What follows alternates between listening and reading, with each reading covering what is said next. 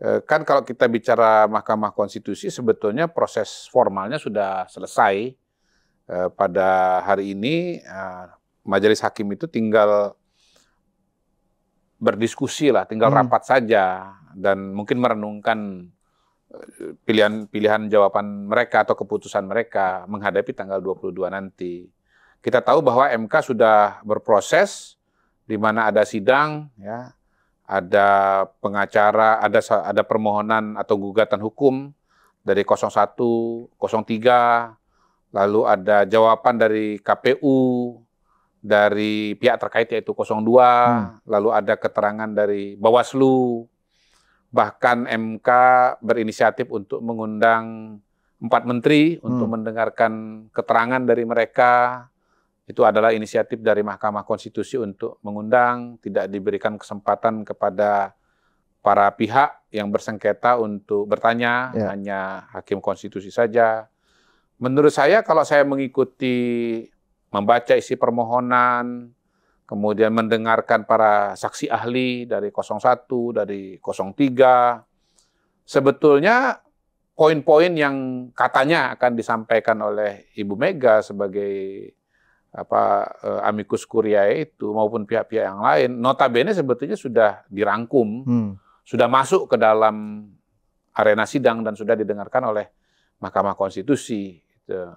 Bahwasanya misalnya hakim MK jangan cuman berfokus kepada hasil, itu kan sudah disampaikan juga dalam pengadilan-pengadilan. Sorry, jangan fokus pada hasil itu artinya, padahal kan kalau wewenang MK, kalau yang saya tahu ya, wewenang MK terkait dengan Pilpres, itu kan justru terbatas pada sengketa hasil pemilu kan. Nah, tapi ini ada usulan agar MK meluas ininya. Betul. Perannya. Betul. Oke. Jadi kalau kita kembali kepada Undang-Undang Nomor 7 Tahun 2017, sesungguhnya yang namanya MK itu memang fokus kepada hasil. Karena itulah kemudian nama sidangnya itu PHPU. Permohonan hasil pemilihan umum, begitu, sengketa pemilihan hasil pemilihan umum. Bahkan formatnya sendiri pun itu sudah format yang khusus mengenai hasil, di mana di situ KPU angkanya berapa dan angka tandingan dari pihak yang memohon atau menggugat itu angkanya berapa. Misalnya nih ya, KPU kan sudah menetapkan bahwa pemenang adalah 02 sekali putaran dengan angka 58%. 01 mendapatkan 24%, 03 dapat 17%. Nah, harusnya pihak 01 mengeluarkan angka. Misalnya angka kami bukan 24, tapi 40 misalnya. 02 misalnya bukan 58, tapi misalnya 48, 03 selisihnya. Sebaliknya 03 juga harus mengajukan angka. Misalnya 03 mengatakan bahwa kami angkanya 33 misalnya, kalau pakai angka-angka dari Mas Hasto ya. Kan dia bilang di Jason Script itu sebetulnya angka dari Ganjar Mahfud kan 33, angkanya Prabowo Gibran 43, dan angkanya 01 sisanya kan begitu. Tapi kan angka-angka begitu kan nggak keluar di dalam sidang. Dalam gugatan, nggak keluar angka-angka itu. Kalau kita bicara 01, dia langsung mengatakan bahwa ini dibatalkan, ya, karena apa? Karena prosesnya ini nggak benar. Diskualifikasi 02 karena prosesnya juga nggak benar. Dan karena itu ada pemilihan ulang. Gitu. Nah, kalau 03 dia mengatakan penetapan KPU batalkan, khusus 02. Tapi dia nerima 01 dan 03. Gitu. Di situ saya sering katakan bahwa sebetulnya tim hukum 03 ini cukup percaya kepada KPU.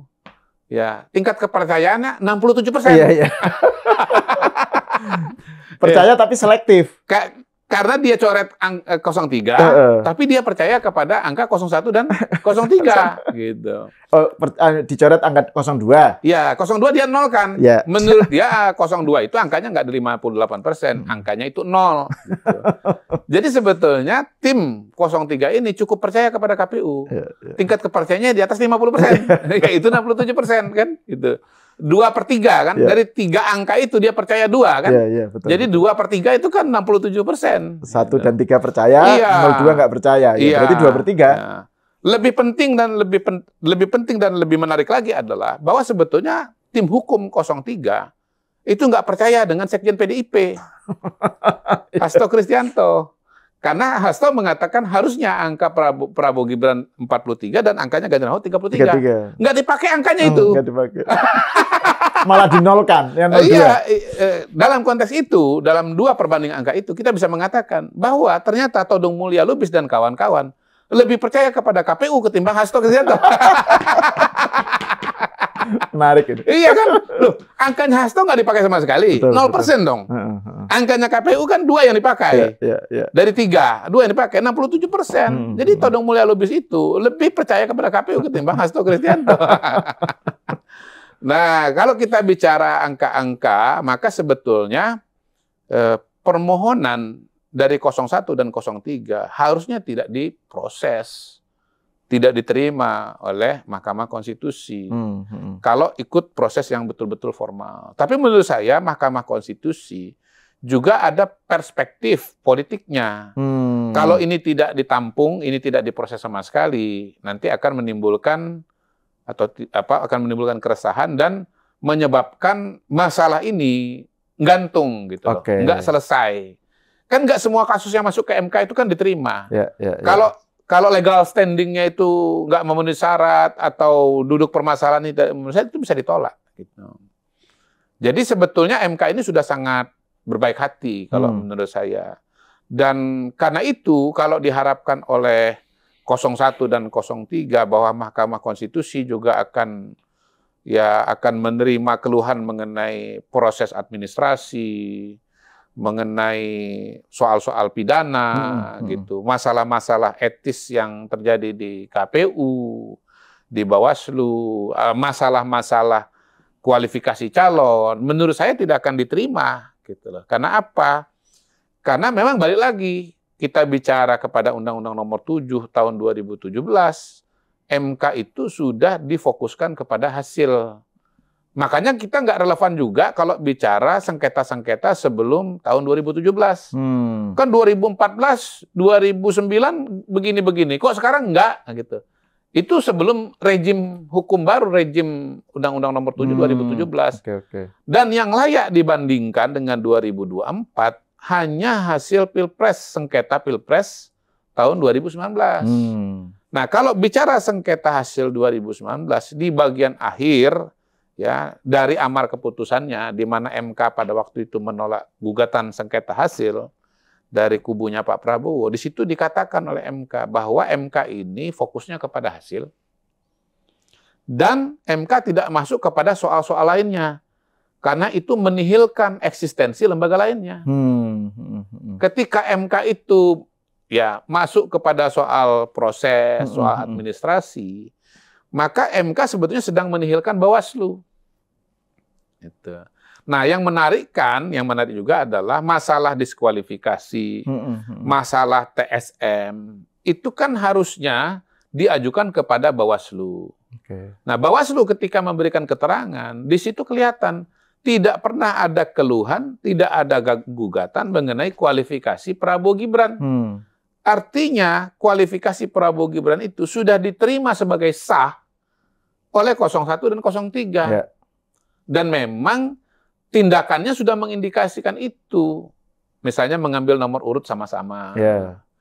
Melakukan debat sama-sama. Sudah ngasih skor kepada 02 kan gitu kan. Itu apa istilahnya tuh kalau dalam istilah hukum itu? Pengakuan berdasarkan tindakan ya? Betul, betul. Pengakuan berdasarkan fakta tindakan. Fakta bahwa mereka ngambil urut 02 ngambil urut, mereka nggak memboikot ya. 01 dan 03 kan nggak memboikot. Dan saya tambahkan partai-partai politik termasuk PDI Perjuangan juga hadir, termasuk Ibu Mega itu hadir. Betul. Jadi tindakan adalah pengakuan itu betul-betul itu kan real. Berarti ngakui adanya. Setelah itu debat. Betul. Debatnya pun sampai berkali-kali. Berkali-kali. Si debat Wapres juga cawapres juga ada. Kalau kita tidak mengakui kan bisa aja kita misalnya WO. Saya nggak mau tarung dengan 02, saya protes 01, 03 bisa mundur. Kalau cuma 02 yang ada, pemilunya terpaksa ditunda. Nyatanya kan enggak. Kemudian kalau memang ada masalah dengan Gibran, ada masalah dengan Prabowo, harusnya sudah dilakukan gugatan. Misalnya ke PT UN gitu. Nyatanya kan enggak ada. Gitu. Kalau soal TSM, saya yakin mereka semua udah tahu bahwa kalau ada masalah TSM itu diadukan kepada Bawaslu, tapi tidak ada pengaduan TSM di Bawaslu. Kalau pengaduan ini itu yang tidak TSM sih ada, gitu. Tetapi yang TSM itu tidak ada. Tidak ada. Jadi sebetulnya kalau dikatakan diskualifikasi sekarang, orang bilang iya lu minta diskualifikasi karena lu udah kalah. Dulu lu merasa yakin menang, ya makanya lu biarin, kan begitu kan akhirnya. Kesimpulan rakyat begitu. Menurut saya rakyat sih nggak bodoh gitu loh ya. Lu tuh baru minta diskualifikasi karena lu udah kalah. Dan kelihatan dari amar, bukan kelihatan dari posita, ya petitum yang lu sampaikan di Mahkamah Konstitusi bahwa 02 itu didiskualifikasi. Ada pemilihan ulang tanpa 02. Berarti kalau ada 02 kamu nggak yakin menang kan gitu. Jadi sebetulnya duduk persoalan pemilu 2024 ini jelas. Nah, kalau menurut menurut Bang Hotman Paris Hutapea, sebetulnya argumentasi ini semua gagal berdasarkan tindakan. Gitu. Yang tadi Sahal bilang. Ada dua tindakan yang menunjukkan bahwa sebetulnya ini persoalan sudah diakui legal gitu oleh 01 dan 03 sendiri, yaitu ketika adanya pengambilan nomor urut gitu. Bahkan kalau kita ingat semua ketua partai pendukung calon waktu itu hadir, termasuk misalnya dari PDIP ada Ibu Mega kan gitu. Nah waktu itu Anda nggak protes kok bahwa bahwa Gibran ini misalnya tidak berhak gitu kan, harus didiskualifikasi, Anda tidak berhak gitu. Prabowo juga tidak berhak, Anda harusnya diskualifikasi. Nggak ada. Pada proses itu nggak ada. Yang kedua pada acara debat. Jadi kalau Bang Hotman mengatakan pada 2 kesempatan, kalau menurut saya pada 6 kesempatan. Karena acara debat kandidat ada 5 kali. 5 kali, ya. Dan ada khusus wapres lagi, 2 wapres, 3 kali capres kan? Betul. Gitu. Jadi ada 6 momentum Pak setidaknya di mana mereka ini bertiga ini bareng-bareng dalam satu panggung gitu. Dan tidak ada gugatan di situ. Nah, saya nambahin nih, saya bukan orang hukum, tapi saya nambahin dari apa yang disampaikan oleh Bang Hotman. Bahwa kalau memang Anda tidak puas atau merasa bahwa Prabowo atau Gibran dua-duanya atau salah satu tidak memenuhi persyaratan, harusnya Anda sudah mengajukan gugatan, misalnya ke Petun, gitu loh. Bahwa orang ini tidak memenuhi persyaratan. Anda jangan masuk dulu kepada proses-proses selanjutnya. Nah, kalau ada di gugatan di Petun, hemat saya, proses-proses selanjutnya seperti misalnya katakanlah debat kandidat, gitu ya, atau penetapan calon, itu bisa ditunda loh. Jadi kalau ada keberatan, yang betul-betul genuine keberatan, substansial sifatnya terhadap kualifikasi bagi Prabowo dan atau Gibran untuk maju sebagai calon presiden dan wakil presiden, Anda harusnya sudah ajukan pada saat pendaftaran. Pada momen ya 2 orang itu mendaftar, Anda langsung masuk dengan gugatan bahwa 2 orang ini tidak boleh dikabulkan pendaftarannya karena dia tidak memenuhi persyaratan. Gitu. Nah, saya berusaha mengingat-ingat peristiwa-peristiwa yang relevan dengan ini, mungkin tidak persis, tetapi saya kira bisa dijadikan perbandingan adalah, misalnya kalau bicara Pilpres, Gus Dur itu tahun 2004 mau maju calon presiden. Oke. Wakilnya waktu itu Marwah Daud Ibrahim, diwacanakan. Ibu Marwah Daud Ibrahim. Tapi kan Gus Dur tidak diterima permohonannya oleh KPU karena dianggap tidak memenuhi syarat kesehatan. Seingat saya Gus Dur mengajukan gugatan atau berusaha mengajukan gugatan ke Petun. Saya lupa ini mana yang dilakukan. Apakah betul-betul maju lalu ditolak atau batal mengajukan permohonan. Rasa-rasanya yang kedua sih. Akhirnya Gus Dur waktu itu kira-kira realistis lah. Gitu. Ya sudahlah. Gitu. Tapi opsi itu sudah terpikirkan. Gitu ya. Harus soal kualifikasi itu harus dipersoalkan di Petun dulu. Menurut saya itulah contoh sebuah katakanlah keberatan yang genuine. Gitu loh. Kalau dalam konteks Gus Dur, dia yang merasa dirugikan dan dia menggugat KPU. Nah, contoh yang lain barangkali di pilkada berkaitan dengan syarat pencalonan. Nah, seingat saya di Kalimantan Tengah itu pernah kejadian seorang calon gubernur itu kemudian atau pendaftaran calon gubernur itu mengalami penundaan akibat adanya dualisme dukungan partai politik. Jadi P3 pada saat itu kalau tidak salah tahun 2010 ya, itu mengalami dualisme. 2010 atau 2015 itu mengalami dualisme sehingga 2015 atau 2020 maaf, 2015 atau 2020 mengalami dualisme sehingga ada pengurus yang memberikan dukungan kepada Sugianto Sabran, ada juga yang memberikan dukungan kepada calon yang lainnya lagi. Gitu. Nah, karena ada dualisme begini, akhirnya terjadi kebingungan tuh di KPU. Siapa yang harus diterima? Nah, diproseslah di Petun. Yang menyebabkan akhirnya Pilkada Kalimantan Tengah itu ditunda 2 bulan atau 3 bulan untuk menyelesaikan masalah gugatan hukumnya. Nah, kalau kemudian proses politiknya, proses hukumnya semua sudah berjalan, ya tadi sudah diuraikan di depan, sudah sama-sama ngambil nomor urut, senyum-senyum, ya kan? Sudah berdebat habis-habisan, sudah kasih nilai. Ganjar kasih nilai 5 dari 10 kepada Pak Prabowo, Anies kasih nilai 11 dari 100. Habis itu salaman gitu. Calon presiden 3 kali, calon wakil presiden 2 kali. Sengaja saya panjang-panjangin ini. Ya, untuk meng-highlight. Untuk menjelaskan gitu loh, bahwa proses ini sudah berjalan, Anda tidak pernah mengajukan gugatan, nggak pernah mengajukan proses hukum secara formal. Lalu kalau sekarang Anda setelah KPU menetapkan hasil dan Anda kalah, lalu Anda tiba-tiba minta diskualifikasi, ini sesungguhnya keberatan yang bersifat substansial atau karena Anda sudah kalah gitu loh. Nah, menurut saya ini sangat penting secara sosiologi politik untuk didengarkan oleh masyarakat Indonesia. Agar mereka memahami, mau pendukung 02, 01, 03, Anda harus tahu, harus memahami konteks hukumnya dan konteks peristiwanya untuk mengatakan ini sebetulnya gugatan yang legitimate atau mohon maaf tidak legitimate gitu loh. Terutama penting bagi pendukung 0 dan 01 dan 03 gitu. Kalau kandidat Anda itu betul-betul keberatan dan merasa bahwa calon dari 02 ini tidak memenuhi persyaratan, lo Anda kan harusnya mengajukan proses legal formal, mengajukan gugatan ke Petun. Tapi kan nyatanya sampai hari ini kan nggak selama ini kan nggak ada gitu loh. Jadi sebetulnya ini argumentasi yang menurut saya sangat-sangat tidak mendasar. Dan saya sangat yakin bahwa Hakim Konstitusi juga akan melihat hal yang sama seperti yang kita sampaikan gitu. Mudah-mudahan Hakim Konstitusi juga nonton ini. Gitu loh. Tapi menurut saya sih nggak usah nonton ini pun juga mereka udah paham. Udah tahu gitu loh. Sidang MK itu kan sidang sengketa hasil pemilu, ya kan? Dan yang menjadi lawan dari penggugat itu kan KPU, ya kan? Jadi 01, 02 ini hanya terkait kan? 01 dan 03 versus KPU. Nanti ada sengketa hasil pemilunya seperti apa, MK yang memutuskan gitu. Tapi yang terjadi dalam sidang sampai sekarang lah ya, itu kan sasaran tembaknya selalu Jokowi. Bukan selalu lah, sebagian besar amunisinya itu dipakai untuk menyerang Jokowi, termasuk soal bansos, ya kan? Terus soal MK, soal Gibran lah, pencawapresan Gibran gitu. Bahkan tuntutannya pun kan mendiskualifikasi 02 dalam kasus tuntutannya 03 atau mendiskualifikasi Gibran. Prabowo boleh di dalam tuntutannya 01. Nah ini kenapa ini terjadi di sidang MK?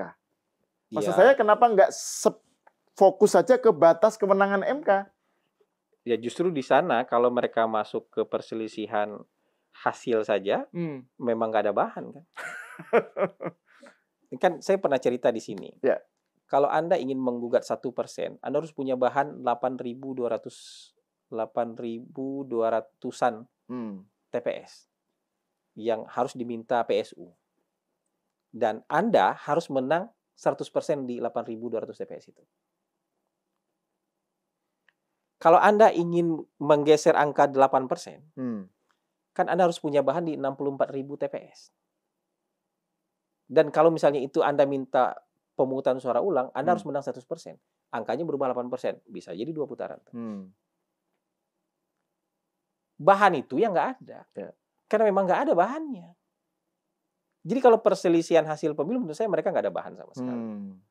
Makanya mereka coba naikkan itu, dimintalah ini supaya agak-agak progresif ini, ya. Jadi bisa masuk ke MK pakai jurus dewa mabuk, ya, menggugat prosedur pendaftaran, ya kan, mempersoalkan si A anaknya siapa, ya kan, mempersoalkan putusan MK sendiri. Dia lagi bersidang di MK, dipersoalkan putusan MK sendiri. Mempersoalkan Pak Jokowi yang dianggap bagi-bagi bansos untuk memenangkan ini. Jadi ini sudah, karena jurus yang benerannya sudah nggak bisa lagi dipakai, pakai jurus dewa mabuk ini. Walaupun kemudian jurus dewa mabuk ini juga disidangkan gitu. Kita kan harus akui jurus dewa mabuk ini disidangkan. Saya hadir kemarin itu kan bagian dari melayani jurus dewa mabuk ini. Itu kalau misalnya ya dalam kasus MK, MK kan pasti tahu bahwa pemenangnya hanya terbatas kepada tapi itu juga jadi bahan perdebatan. Kenapa itu di-entertain? Kenapa itu diberi tempat? Saya nggak ngerti dalam proses hukumnya, tapi ini mereka berdebat kan, mereka juga menghadirkan ahli-ahli hukum. Apakah misalnya MK harus bisa keluar dari hanya sekedar selesai sengketa hasil pemilu atau bisa untuk urusan-urusan lain. Jadi juga masing-masing pihak menghadirkan ahli-ahli hukum kan untuk memberikan pertimbangan kepada majelis hakim sampai sebatas mana kewenangan mereka. Walaupun kalau saya nggak terlalu berani misalnya memberikan penilaian soal hukum, tapi kan kita secara kasat mata juga bisa merasa-rasa ya, mana sebenarnya yang menjadi pokok perkara, mana yang bukan pokok perkara. Jadi menurut saya banyak hal-hal ini bukan pokok perkara soal sengketa hasil, tapi lebih kepada hal-hal yang menurut mereka menyebabkan mereka kalah. Jadi target mereka adalah ini ada abusive ini, ada abuse of power nih, ada upaya sistematis nih, terstruktur masih sistematis yang menyebabkan mereka kalah. Padahal setahu saya, seingat saya, ketika Anda memutuskan ini terstruktur, masif dan sistematis, itu Anda harus buktikan persoalan ini di 50% TPS plus 1. Jadi berapa tuh? 400.000 lebih TPS. Lebih nggak mungkin lagi. Persoalkan 8.000 TPS aja nggak ada barang. Mempersoalkan 64.000 TPS aja nggak ada bahan mereka. Apalagi mempersoalkan 400.000 lebih TPS untuk membuktikan bahwa ini terstruktur, masif, dan sistematis. Nah, gitu. Jadi makanya pergi lagi ke prosedur. Saya dulu pernah bilang, kalau misalnya Anda nggak setuju Gibran maju karena keputusan MK Anda anggap cacat, ya Anda jangan ikut bertanding lah. Kalau Anda ikut bertanding, artinya Anda boikot dari awal. Boikotlah dari awal. Kalau Anda ikut bertanding, artinya Anda sudah setuju nih, apapun hasilnya. Sudah terlibat dalam debat capres, bahkan cawapres. Anda ya waktu itu aja Anda masih percaya diri menang kok. Tapi begitu kalah Anda gugat lagi prosedurnya. Anda gugat lagi aturannya. Ini kan aneh. Makanya kemarin saya lihat tuh ada perdebatan dengan ahli hukum yang ditanya, "Loh kenapa bisa tetap daftar kan ini kan baru putusan MK, PKPU-nya belum dirubah." Lalu ahli hukum ini bilang, "Lah dulu ketika Anda menggugat si Refli Harun ini tanya. Dulu ketika Anda Refli Harun menggugat ke MK bahwa memilih dengan KTP aja boleh, kemudian dikabulkan oleh MK, 2 hari berikutnya orang boleh milih pakai KTP. Sementara PKPU-nya nggak diubah. Belum diubah. Jadi kira-kira itu mungkin gitu ya. Kira-kira mungkin aja seperti itu. Tapi mereka kan masih tetap akan berdebat. Bahkan bisa aja misalnya sebelum ngambil nomor urut gitu ya. Nomor apa istilahnya tuh? Pendaftaran. Ya itu kan bisa aja mereka mempersoalkan soal legitimasi. Iya. Kan sebelum disahkan boleh mundur. Gibran kan pemilu bisa aja mundur lah atau bisa boikot debatnya aja. Mundur dulu atau apa gitu kan. Aja. Sampai misalnya itu prosedur kan sebenarnya. Sampai prosedurnya mereka anggap benar misalnya. Dan saat itu baik 01 dan 03 tidak ada yang nggak ada saya lihat kayak gitu. Iya, maksudnya ngedubal iya, tapi masukan gugatan kan kita nggak dengar. Saya nggak tahu ya, tapi kita kan nggak dengar mereka masukkan. Tidak ada beritanya lah. Nggak ada beritanya lah mereka masukkan gugatan soal itu. Nah, kalau soal ini, kan kalau kita lihat komposisi tim hukumnya ya, kan itu semuanya dari 01 dan 03 bukan semuanya. Sebagian besar kan para ahli hukum pilih tanding tuh. Iya, iya, iya. 03 itu ada Dr. Mulya Lubis, ya kan? Terus cawapresnya Pak Mahfud yang mantan ketua MK, yang pasti tahu lah tentang soal soal bagaimana MK itu punya kewenangan tertentu seperti apa terkait Pilpres. 01 ada Refli Harun atau apa gitu. Tapi tetap mereka kan ketika mengajukan sidang MK ini tetap yang ditampilkan kan soal narasi kecurangan, soal bansos dan seterusnya. Nah, terus saya jadi teringat nih, Pak Mahfud kan pernah bilang bahwa tujuannya itu bukan menang, bukan mencari kemenangan di kasus MK ini, tetapi untuk pendidikan demokrasi ke depan lah, supaya bagaimana agar kualitas demokrasi Indonesia itu nggak lagi ada kecurangan, kualitas pemilu itu lebih baik dan seterusnya. Menurut Uda Hasan gimana? Enggak ya, kalau saya sih yang pastikan sidang MK sudah berjalan. Perdebatan dari masing-masing pihak, pemohon, termohon, kemudian pihak terkait, saksi-saksi, kan ditonton oleh publik. Jadi kalau misalnya targetnya untuk pendidikan politik, dapatlah. Dapatlah. Tapi menurut saya juga kita tidak bisa menafikan bahwa akhirnya kalau nggak ada bahan itu memang banyak lucu-lucunya kan. Maksudnya kalau nggak ada bahan yang solid yang kita bawa itu kan memang banyak lucu-lucunya gitu. Nah, sekarang saya tanya, yang lucu-lucu ini bagian dari pendidikan politik atau kemudian akan membuat orang makin nggak percaya nih? Apa sih ini gitu? Apakah tidak justru menjatuhkan kredibilitas dan martabat orang yang lucu-lucu ini gitu? Ya kira-kira begitu. Tapi kalau misalnya untuk pendidikan politik ya kira-kira bawa bahan yang solid dong. Fokus bawa bahan yang solid, jangan pakai jurus dewa mabuk dong. Kalau menurut penilaian saya begitu. Menurut penilaian saya begitu. Jadi saya setuju kalau mau pendidikan politik setuju, tapi jangan pakai bahan yang lucu-lucu lah gitu. Jangan pakai saksi yang lucu-lucu juga. Gitu. Kalau menurut saya sidang MK ini sudah selesai. Ya kan, sudah selesai. Karena apa? Kalau kita bicara PHPU, ya ini kan tidak dalam sidang ini kan tidak terpenuhi.